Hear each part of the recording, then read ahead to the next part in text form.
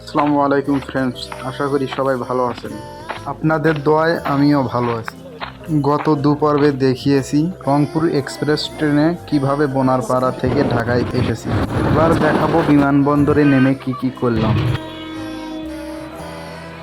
যারা আগের দুইটি ভিডিও দেখেননি তারা চাইলে এক্ষুনি দেখে নিতে পারেন আমার চ্যানেল থেকে।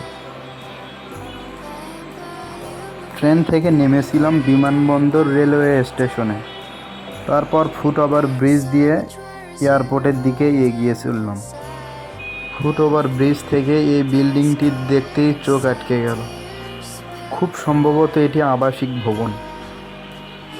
দেখতেই এখনই অনেক সুন্দর লাগতেছিল। আশা করা যায় সম্পূর্ণ তৈরি হওয়ার পর আরও সুন্দর লাগবে। ট্রেন থেকে সকাল 6টার দিকে নেমেছিলাম।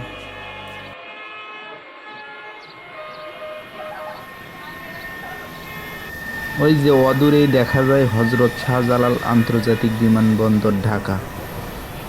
বিমানবন্দরের সামনে অনেক উন্নয়নমূলক কাজ হচ্ছে।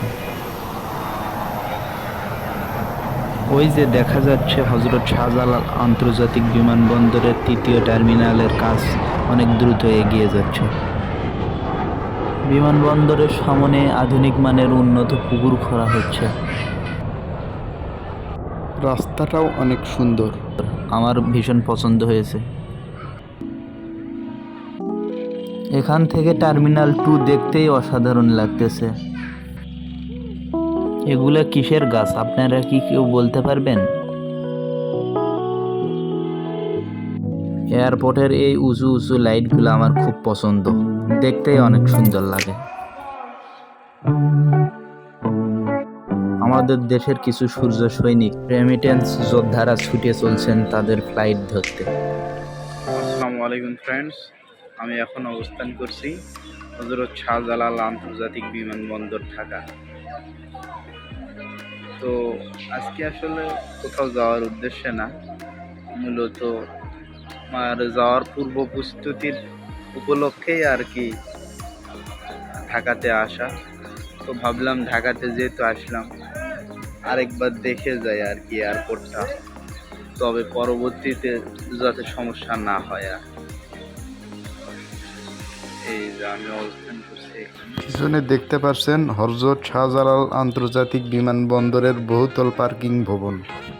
তো সবাই আমার জন্য দোয়া করবেন, ভালো থাকবেন। আসসালাম। এই যে বিমান বাংলাদেশের অফিস এবং হযরত শাহজালাল আন্তর্জাতিক বিমানবন্দরের 3য় টার্মিনাল। ডান পাশের এই ভবনটি বহুতল পার্কিং। বছরে প্রায় 2 কোটি মানুষ এই এয়ারপোর্টটি ব্যবহার করেন। এয়ারপোর্ট এরিয়ার মধ্যে একটি সুন্দর মসজিদ, কিন্তু দুঃখজনক বিষয় মসজিদে তালা দেওয়া। বহুতল পার্কিং ভবন থেকে টার্মিনালগুলো দেখতে অনেক সুন্দর লাগে। নিচে অসংখ্য গাড়ি দাঁড়িয়ে। সব মিলিয়ে আমাদের দেশীয় এয়ারপোর্টটিও অনেক সুন্দর। ওই যে ভবনটি দেখতে পাচ্ছেন নৌকার মতো দেখতে, ভবনটি আসলেই অনেক সুন্দর। আপনাদের কেমন লাগলো বলুন, কমেন্ট করে জানাবেন অবশ্যই।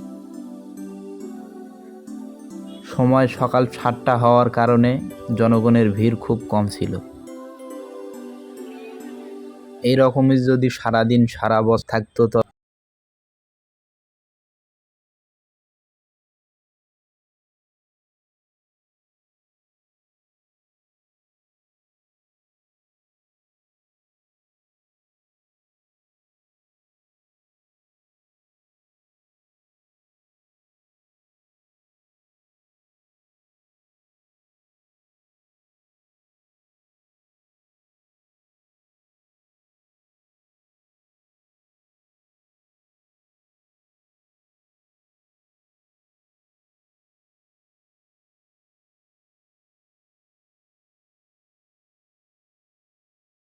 মানে কেউ সেইভাবে ঠিকভাবে বসার জায়গা নেই আর কি।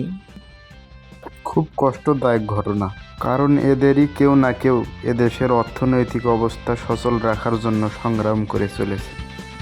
ঠিকভাবে একটু বসবে বা কথা বলবে এই রকম সুযোগটা আর কি এয়ারপোর্টে নাই। আমি দাবি জানাই আর কি অন্তপক্ষে এই ধরনের পরিবেশ যাতে না থাকে আর। এয়ারপোর্টে একটি বিষয় বেশ মজার, সেগুলো হলো যে এই গাছগুলা, সবগুলা গাছই দেখতে অনেক অনেক সুন্দর। এখানে একজন পরিচ্ছন্ন কর্মী ঝাড় দিচ্ছেন এবং কিছু লোক তার সামনেই বসে আছেন আর কি। এয়ারপোর্টে পরিচ্ছন্ন কর্মীর সংখ্যা মনে হয় অত্যাধিক কম।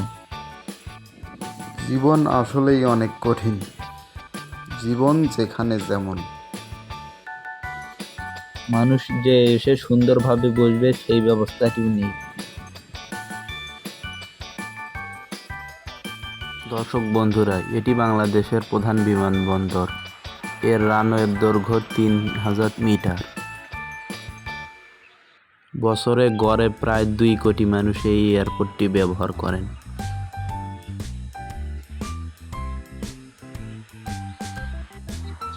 বঙ্গবন্ধুর মুরাল, বঙ্গবন্ধু শেখ মুজিবুর রহমান আমার আইডল। নৌকার সামনে এই বঙ্গবন্ধুকে দেখতে অনেক সুন্দর লাগছে। এটা মনে হয় এয়ারপোর্টের নিজস্ব পাওয়ার স্টেশন। আজকের দিনের সবচেয়ে মজাদার কাহিনী, সুলতানস ডাইনের বস এখানে কি করে আপনারা কি কেউ বলতে পারবেন? ভিডিওটি ভালো লাগলে লাইক, কমেন্ট, শেয়ার করুন।